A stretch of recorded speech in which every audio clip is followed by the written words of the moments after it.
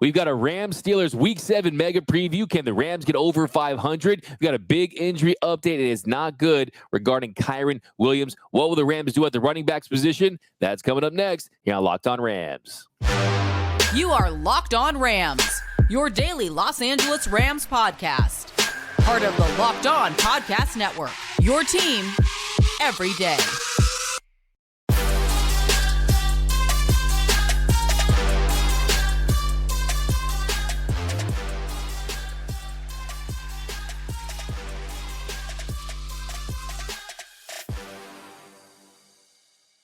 What is up, Ramley and Steelers Nation, fans of the black and gold? Welcome to this crossover edition of Locked On Rams and Locked On Steelers. My name is Doug McCain. My friends call me D-Mac. You can follow me on Twitter and Instagram at DMac_LA. I've been covering LA sports for over a decade. Sports Illustrated, 24/7 Sports, Dodgers Nation. Now the Rams 4 Locked On. And today, special guest, we have Christopher Carter, who's the host of Locked On Steelers. We're going to break down this Steelers-Rams matchup. A lot to get into, storylines, key matchups, so much more. But first, this episode of Locked On Rams and Locked On Steelers is brought to you by PrizePicks. The easiest and most exciting way to play daily fantasy sports. Go to prizepicks.com/LockedOnNFL and use code all lowercase LockedOnNFL for your first deposit match up to $10. Now, Christopher, we got a matchup here. This Rams team, I just want to say that a lot of people didn't think they were going to win 3 games this year, and they're sitting at 3-3, have been somewhat of a surprise this season. We're going to get into this matchup, but thanks for rocking with us, my man. Absolutely. Great to be here. And it's funny, a guy that I see all throughout the offseason is always the big guy for the Rams. It's Aaron Donald, the Pitt grad. I don't know if you know this, Doug, but Pitt and the Steelers share the same training facility, and Aaron Donald, he paid for the weight room, so his name's on it. So all throughout the year, I see Aaron Donald just walking around when the offseason hits, and I'm there covering Pitt spring practices and the Steelers Steelers spring practices. You just see Aaron Donald just walking in and out, and you're like, oh gosh, I forgot that he's around here. He's Bruce Banner in football cleats, man. I'm telling you, he's still one of the best in the game. I'm excited to see the mutual respect with Watt and Aaron Donald. That to me seems like it could be a nice little jersey exchange after the game. Those guys, 2 of the best in the game. Now, we're going to dive into some of these storylines, Christopher, and I'll start with the first Rams one because so far this week, one of the biggest ones is the fact that they have found an RB1 in Kyren Williams. And Kyren Williams is coming off the best game of his career, had 20 rushes, 158 yards, 7.9 yards per carry. And after the game, Sean McVay made it seem like he wasn't going to miss any significant time. And then it turns out he was going to miss week 7. Now ESPN's reporting that he could miss multiple games and won't be back after their bye week in week 10. So the Rams, they went out there. They end up bringing back Darrell Henderson, a player who was on the Rams a few years ago. They signed Myles Gaskin off of the Vikings practice squad. And it looks like they're going to go with a rookie running back in Zach Evans, who they picked out of the 6th round out of Ole Miss, and possibly Royce Freeman, who was elevated from the practice squad. So that's going to be very interesting to see what they do with the run game and if they commit to that run game, because your ferocious pass rush, you're going to have to find a way to slow them down, have more balanced attack to accomplish that. Yeah, certainly. It's going to be a major factor for the Rams. How the Texans and the Niners slowed things down on the Steelers was they got their running backs involved. The Niners were able to run with Christian McCaffrey. The Texans were able to throw the ball to their running backs on screen passes. The Steelers' run defense hasn't been what it was in recent years. This defense, they've been opportunistic. They've been turnover creators. And in fact, like right now, the Steelers' defense, as it stands, they're giving up the 30th most yards in the NFL, the 20th most points in the NFL. And you look at that and you're like, man, that doesn't seem like the Steelers defense that's going to turn over. But they're second in creating turnovers right now. That is their lifeblood. But they're trying to get sharper. They're missing Cam Hayward, their all-pro defensive tackle, who's very much the captain of this group. But T.J. Watt and Alex Highsmith have become the premier edge rushing duo of the NFL. Both of them combined for, I believe, 10 sacks between them, because T.J. Watt has 8 by himself. And they are certainly the catalyst of this defense. And that's going to be a big story here against the Rams running game. But on the flip side, the Steelers on their offense are trying to rekindle what they were able to get at the end of their win over the Ravens. The offense looked completely lost for most of that game, and until Kenny Pickett, and this is something that he continues to do here, Doug. He will struggle throughout the game, and then when it's on the line, he turns it on. In 17 starts, he has 5 game-winning drives, 4 fourth quarter comebacks already. It just seems to be what he does when it's tight and it's tough. He turns it on and he gets the team in position. But of course, the Steelers would like him to do that a lot sooner, and they're trying to find some rhythm in this offense. That's where I think it's going to be very interesting with the Rams defense. They still have Aaron Donald, who may be the greatest defensive tackle of all time. But what is this Rams defense like right now? Because it seems like just a few years ago when they won the Super Bowl, they had a lot of pieces everywhere, and it seems like they've had to sacrifice strength in a lot of different areas. Yeah, I mean, you look at this Rams defense so far, that has been the surprise. Really, everyone thought that they were going to be competitive on the backs of the offense. They were going to lap the scoreboard, and they were going to try to win games tight. But this Rams defense, it's that bend but don't break style, and it can be frustrating at times, but you're limiting those big explosive plays. You're keeping opponents out of the end zone. They did that last week against the Cardinals, so they have been definitely exceeding expectations all season long. The big question as far as storylines go is Darion Kendrick. He was arrested. He had an issue, it was a felony, had a gun, and there's really a lot of information hasn't surfaced. So not really speculating on that, but he's most likely going to miss this game. And if that's the case, you're going to have a new cornerback in this one. And Darion Kendrick is someone who he's aggressive. He's had his big moments, also struggled with penalties at times. And with him out, you're going to look at a veteran like Duke Shelley. You're going to look at a rookie in Trey Tomlinson. You can see Kobe Durant. He can play on the outside. And I'm looking at, can you slow down George Pickens? Because if you can stop George Pickens, I think that is going to go a long way. You saw the catch he made, the connection with at the end of the game that really won it. So yeah, that's going to be the big key is if you stop him, your second leading receiver is a running back, right? So you can neutralize him. I think this Rams defense has a chance to really slow down this Pittsburgh offense, averaging 15.8 points per game. Absolutely. It's a big factor here, but the Steelers offense also could have the benefit of looking completely different than it has, because ever since the season opener, they haven't had their number one wide receiver, Deontay Johnson, and he's their best separator. Yeah. He's their best route runner. Having him back now, he said he's going to play this week. He's been practicing this week. The Steelers haven't officially taken him off injured reserve, but he said he's ready to go. We talked to him again on Wednesday in the Steelers locker room, and he seems like he's ready to go, and Kenny Pickett's excited to have him back. And they also looked at like they'll get Pat Freiermuth back, their star tight end, who has missed the last couple of games. So you're looking at a Steelers offense that also looks like they'll get back their right guard, James Daniels, from injury, that could have a lot of pieces that have been missing the past few weeks returning to the lineup, and that could be the factor that helps them get it together. But the bottom line is, even last year when this offense was healthy, they weren't putting up major points. They were winning games by holding teams to less than 20 points, making these tough, gritty fights that went down to the wire, and then the offense doing just enough while the defense was able to turn it on, get after the quarterback, and make things happen. And I think that another big thing that we'll talk about matchup-wise is which defensive front will cause more havoc on the opposing offensive front. And I think that could be the very thing that determines the winner of this matchup.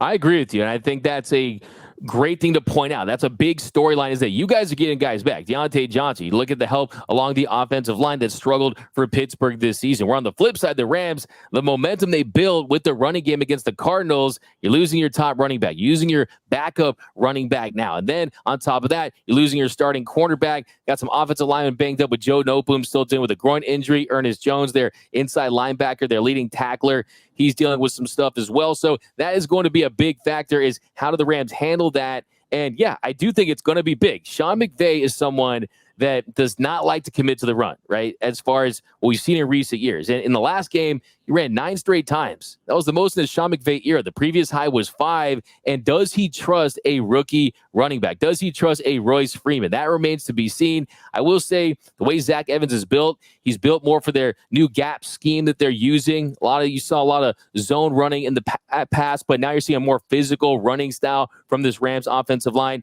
I do want to say that my dad, Christopher, is a big Steelers fan. He is from Pittsburgh, and all I have to hear about is Matt Canada. I mean, Matt Canada is public enemy number 1. I mean, come on, Canada. you guys, it seems like this is a situation where it's untenable. I mean, you're seeing the scoring down in the NFL. I mean, it's the cover 2 shell doesn't help, but I think the scoring down is probably because of Matt Canada and that limited play calling. But just what's your take on Canada, just the fan base and how they view him right now?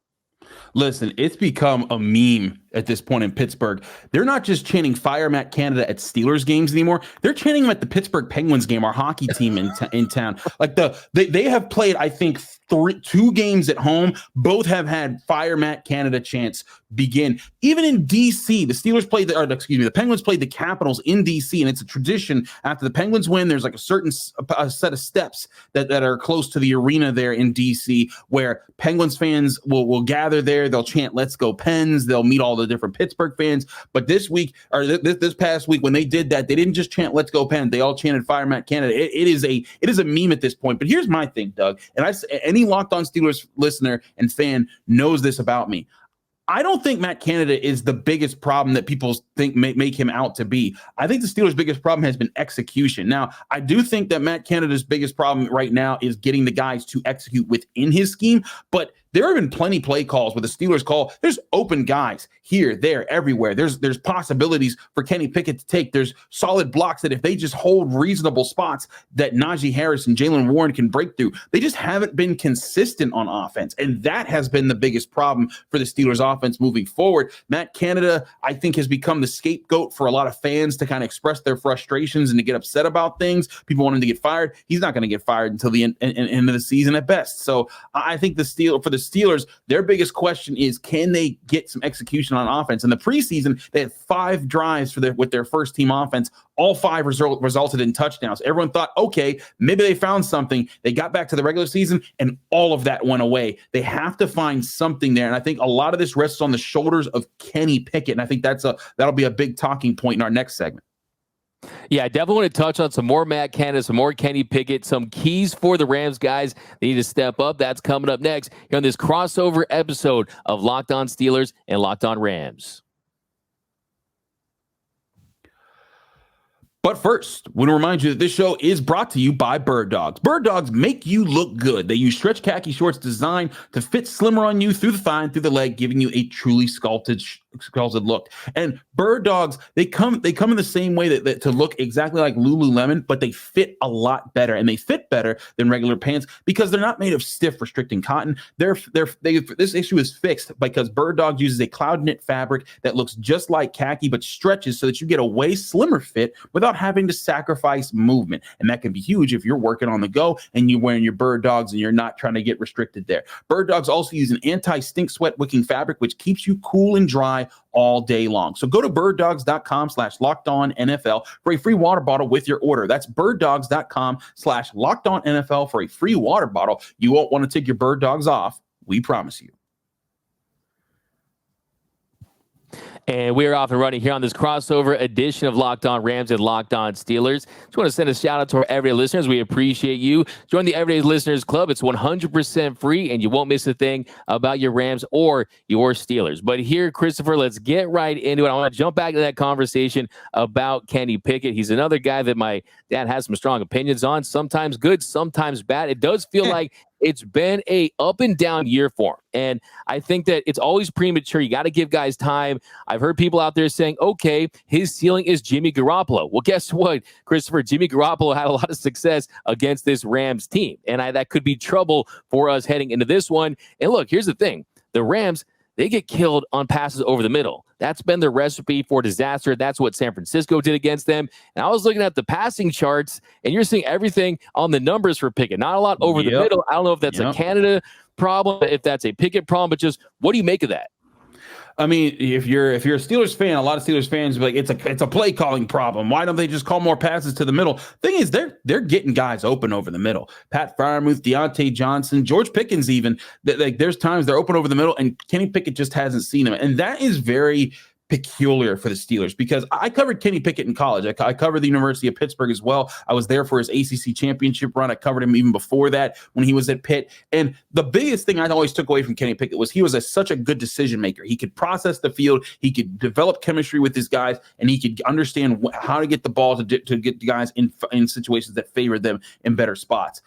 That hasn't happened consistently for the Steelers. And that's what they're missing. I think that is the biggest factor to their offense, because a lot of teams, when Najee Harris gets the football, the linebackers and the safeties, they're flying up because they know you can't let that guy build up steam. Like Najee Harris, his numbers aren't great, but that's because no one fears the Steelers passing attack. And they're like, hey, we take him out. This offense never gets going anywhere. And that's been the formula that works. But if Kenny Pickett's able to hit more on these deep passes, more on passes over the middle, hit on one-on-one opportunities, it's going to open up this offense a lot more, and not necessarily to make this a top flight offense or anything, but just actually create some balance. And that's where the Steelers were hoping to have some things this year. Last year, towards the end of the season, they found their grit as an offense to be able to run the ball and then call play action off of that and then base their offense off of that. And I think at the start of this year, with the success that they were having throwing the ball in the preseason, they thought they could carry that over to the regular season. It didn't happen. And with that Ravens game that they had, they started to return back to that gritty style of play that they finished last season with. And I think that's what they're going to try to use in this game. They're not going to just run it all the time, but they're going to try and establish the run, get Najee Harris going, get Jaylen Warren going, get this offensive line moving forward, run some more power runs, and then base the passing game off of that. Old school style Steelers football. They understand, like you said, a lot of teams, they're playing more cover two shells. The scoring's being limited in the NFL. They're trying to take away the big plays a little bit more in this league. And the Steelers are trying to get ahead of that game by being more efficient on offense on the ground and with their passing, limit the turnovers, and let Kenny Pickett make the smart plays from there. But a lot of it comes down to what I said in the last segment. This offensive line for the Steelers, they've added Isaac Seumalo, a guy from the Eagles who was really good for them next to Jason Kelce. They drafted Broderick Jones. There's a question if he'll start this game after he started the last game, looked pretty good, but the guy who starts over him is healthy again, so we'll see how that plays out. But this offensive line hasn't been really good yet this year. The last week was their best showing against the Ravens,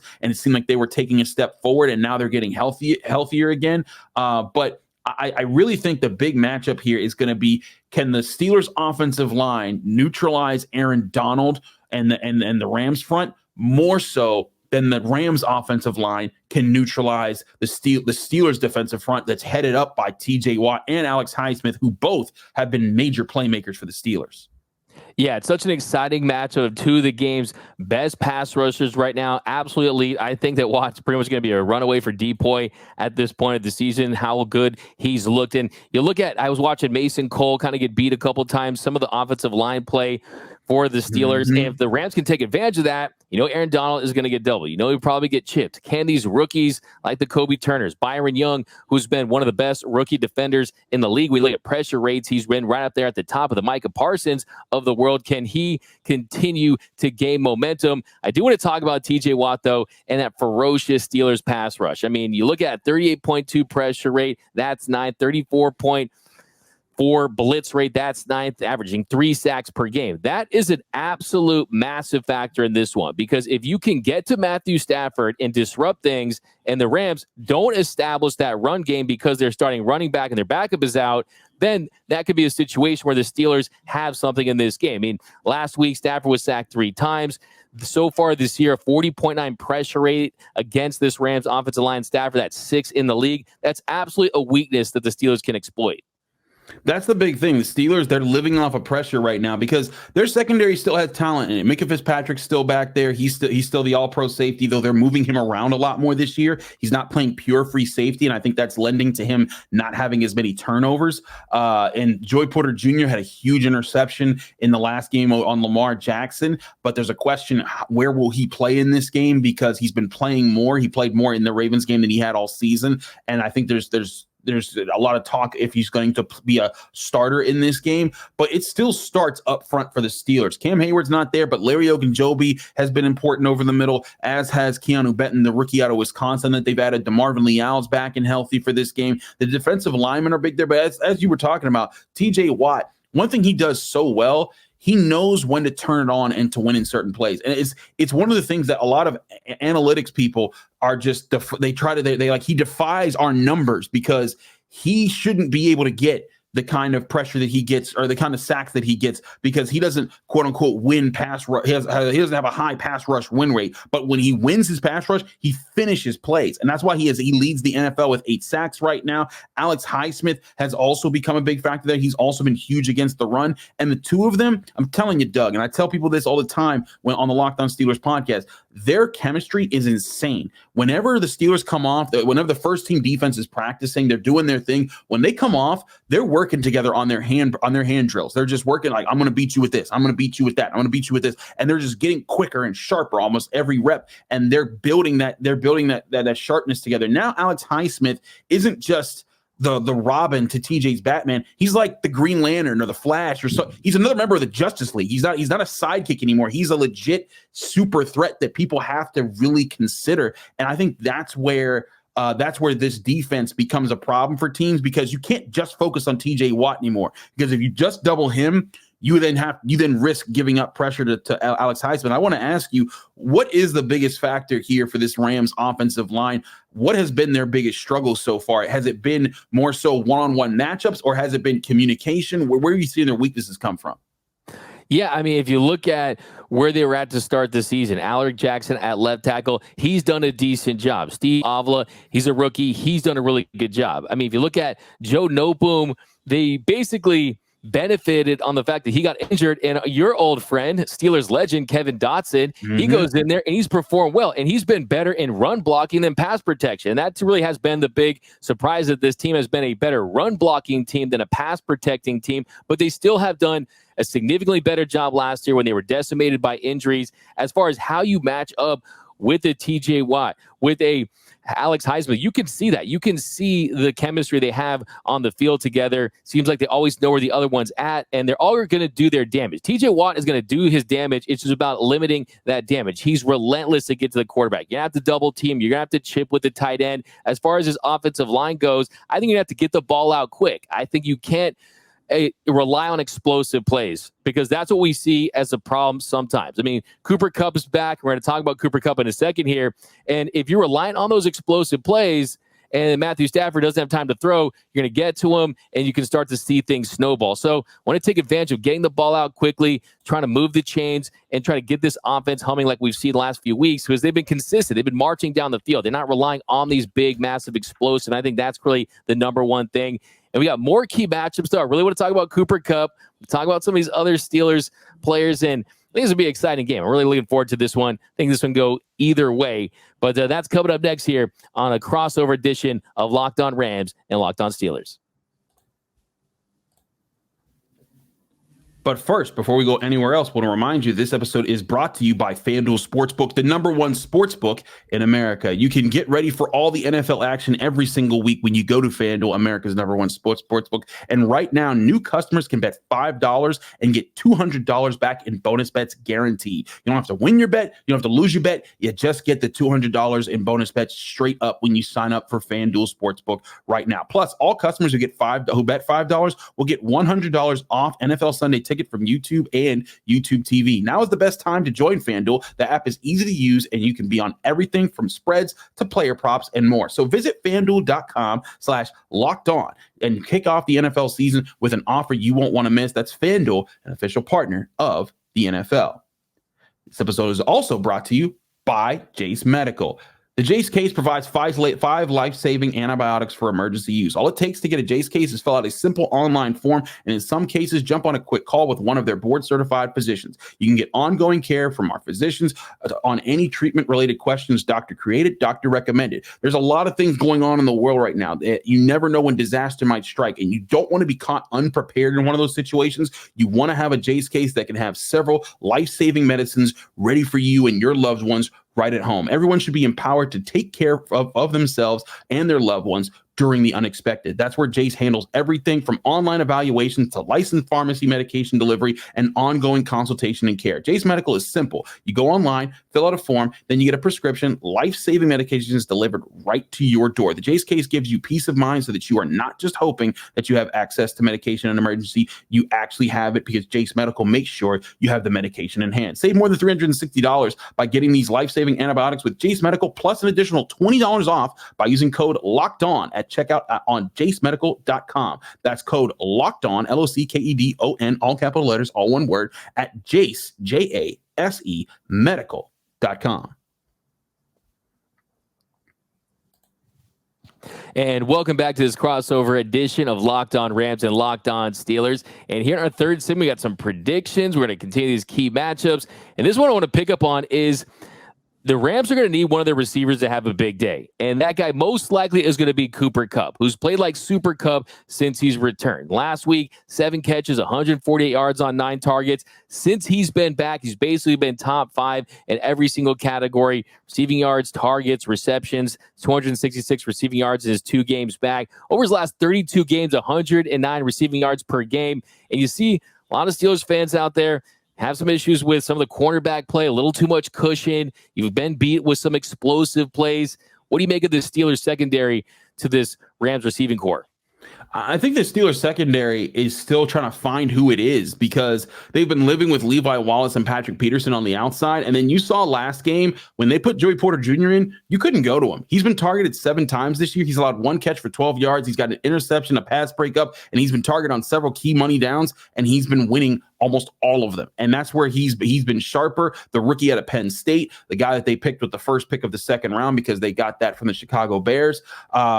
I think Joey Porter Jr. could be an answer here, but the truth is the Steelers have struggled stopping receivers. And in fact, I asked Mike Tomlin about that earlier this week about, they're giving up the 8th most receiving yards to wide receivers in the NFL right now. But Mike Tomlin would basically dismiss the question. He's like, hey, we're worried about winning football games. We're not worried about stats or who's getting what yards. We're trying to win things. And to his point, when they played the Raiders, Devontae Adams, 8. He had 2 touchdowns, 172 yards. You think that when Devontae Adams has a game like that, they dominated. But no, the Steelers pass rush was what kicked into gear. And when Jimmy Garoppolo couldn't go to Devontae Adams, he had to hold on to the ball. TJ Watt and Alex Highsmith got to him, and then he also started making errant passes. So he also threw 3 interceptions.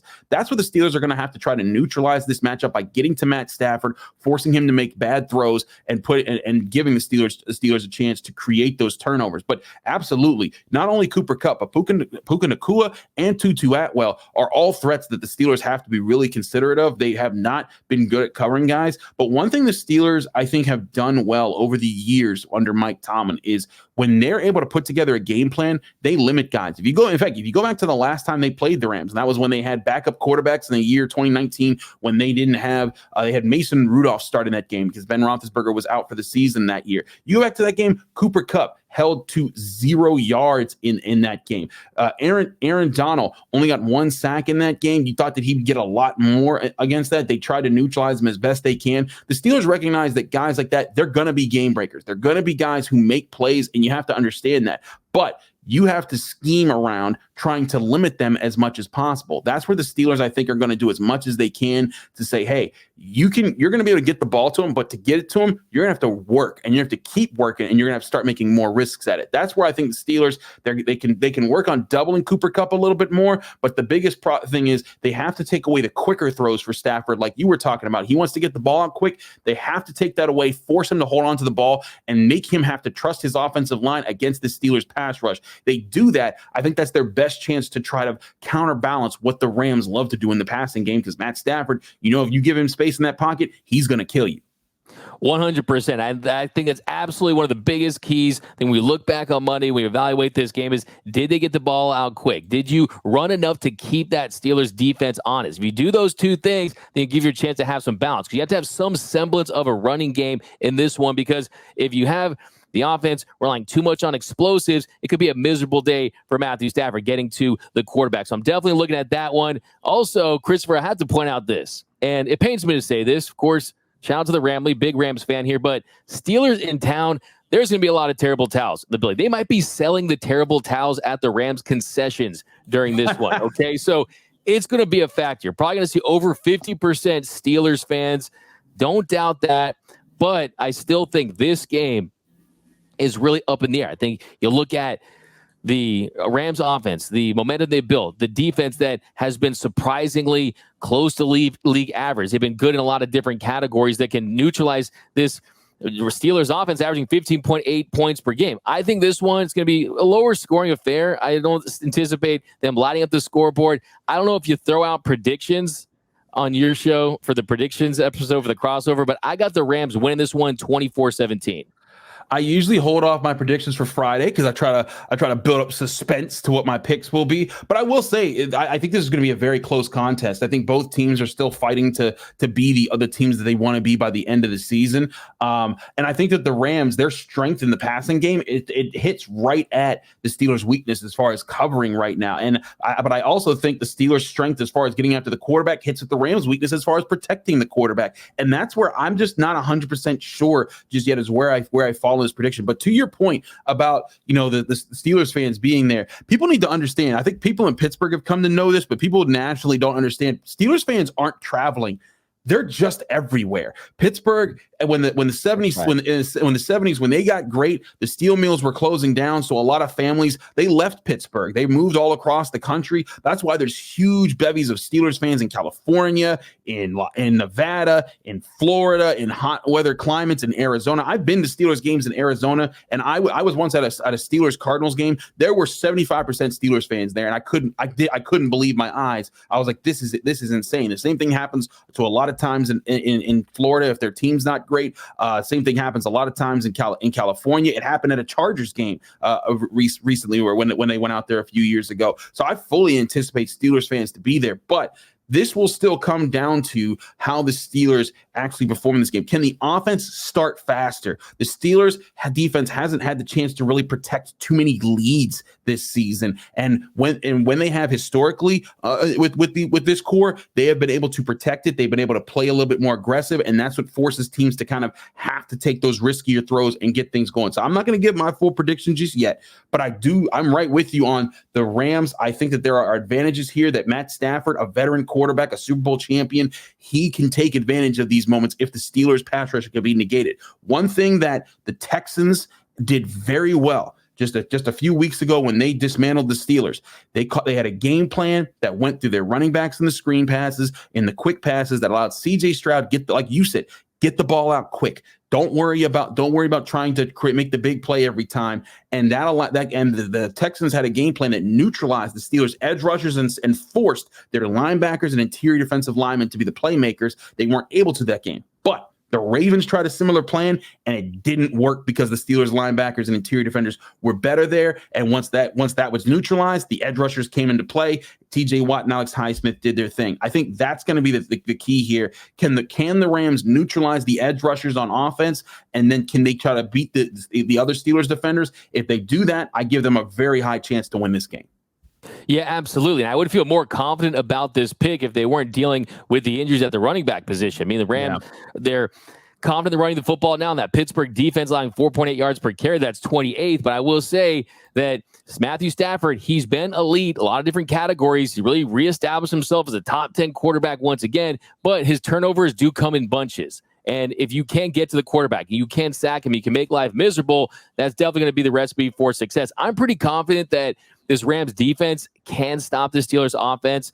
I think you look at that Steelers team, haven't been a great third down team, haven't been great in the red zone. I think they are due, and I think the momentum that they built with that Ravens win could go a long way. So I wouldn't be surprised to see a close game in this one. I feel like this Rams team needs this game. I think the Steelers team definitely wants to get this game. I will say, Mike, this is a big Mike Tomlin household, okay? Big fan of Mike Tomlin. Coming off a bye week, this guy's fantastic. I mean, 12-4 after a bye. They've won their last 6 games coming off a bye week. So that preparation, that has me a little worried as far as how they can scheme up Cooper Kupp and how they can scheme up a Puka Nacua and try to neutralize this Rams offense. And they do just enough with Matt Canada. And I know that Matt Canada could be trending on Twitter pretty quickly after this one. I think that the Steelers could escape with a win as well.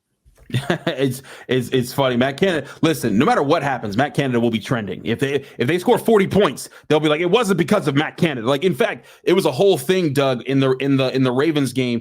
This Kenny Pickett threw the game-winning touchdown to George Pickens, and they showed the booth, and Matt Canada was just staring on to the field, not celebrating while the rest of the booth did. And Steelers fans were like, he's mad because Kenny Pickett changed his play. And no, he was just getting ready to call the 2-point conversion play on the next very one. That's what he does. So trust me, whatever happens, Matt Canada will be a factor in this. But you're absolutely right about Mike Tomlin. Mike Tomlin, people think that he wants to win by not scoring a whole lot. That's just not the case at all. When the Steelers had the killer bees, Ben Roethlisberger, Le'Veon Bell, Antonio Brown, they were more than happy to be aggressive, to play in a manner that allowed them to kind of feed off of their defense, or feed off their offense. But nowadays, it's the defense that carries the team. And until the offense shows that they're able to win in a certain way, win consistently because of them, they're going to lean on that defense. And in fact, if you go back over how many how many times that they've won and the ways that they've won,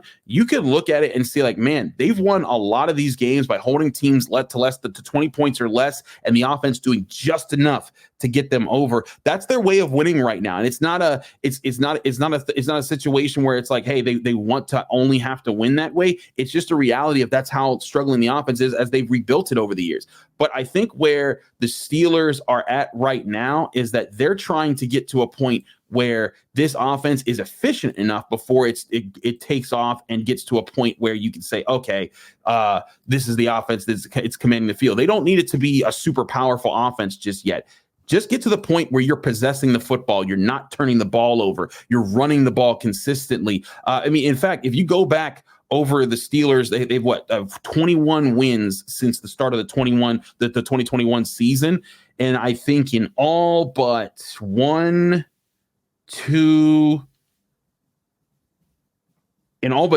of those 21 wins, they have held their opponents to 20 or less points. So that's 19 times in the last 2 years and 5 games that the Steelers defense has done that.